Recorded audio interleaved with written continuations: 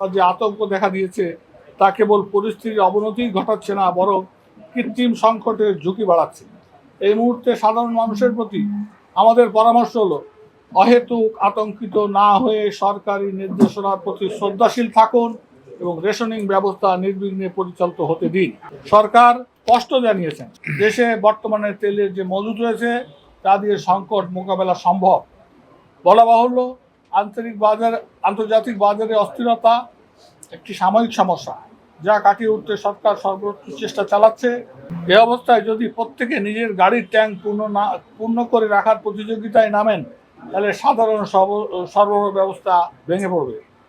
একজনের অতিরিক্ত সংগ্রহের কারণে অন্যজন হয়তো জরুরি প্রয়োজনেও 1 লিটার তেল পাবেন না। এই প্যানিক বাইং বা আতঙ্কিত হয়ে কেনার প্রবণতা বাজারকে অস্থিতিশীল করে তোলে, যা কোনোভাবেই কাম্য নয়।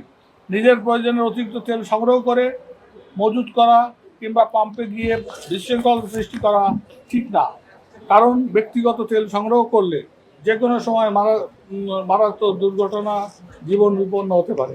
তাই অন্যের সমস্যার কথা বিবেচনা করে আমাদের ত্যাগের মানসিকতা বজায় রাখা উচিত। যদি একজন মোটরসাইকেল চালক তার নির্ধারিত 2 লিটার তেলেই সন্তুষ্ট থাকেন, তাহলে লাইনে দাঁড়িয়ে থাকা পিছনের মানুষটি অন্তত বাড়ি ফেরার তেলটুকু পাবেন।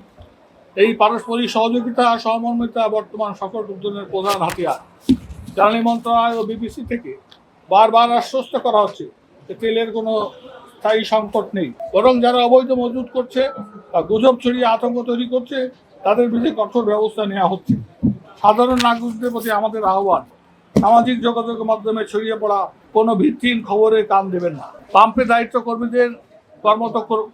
কর্মীদের সঙ্গে বাক বিতর্কিতা না জড়িয়ে নির্ধারিত রেশনিং রসিদ সংগ্রহ করুন এবং লাইনের শৃঙ্খলা বজায় রাখুন। সরকার যখন বৈশ্বিক পরিস্থিতির চাপে পড়ে তেলের দাম না বাড়িয়ে রেশনিং মাধ্যমে সরবরাহ স্বাভাবিক রাখার চেষ্টা করছেন, তখন নাগরিক হিসাবে আমাদের দায়িত্ব হলো সরকারকে সহযোগিতা করা। সেনাবাহিনী পরিচালিত ট্রাস্ট এনার্জি বা জ্বালানি বিশেষজ্ঞদের পক্ষ থেকে রিফাইনারি ক্ষমতা বাড়ানোর যে দীর্ঘমেয়াদী পরামর্শ দেওয়া হয়েছে, সরকার নিশ্চয়ই তা গুরুত্বের সঙ্গে বিবেচনা করবেন। তবে এই মুহূর্তে সবচেয়ে বেশি প্রয়োজন ধৈর্যের।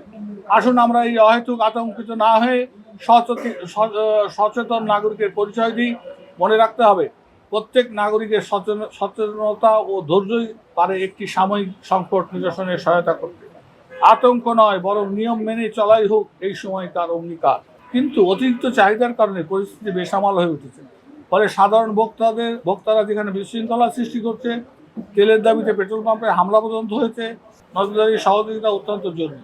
জ্বালানি তেল সরবরাহে নিরবিচ্ছিন্ন রাখার স্বার্থে এবং তেলের মূল্য বৃদ্ধি অপরিবর্তিত রেখে কিছুটা কৃত্যতা সাধন করে সরবরাহ অব্যাহত রেখেছেন।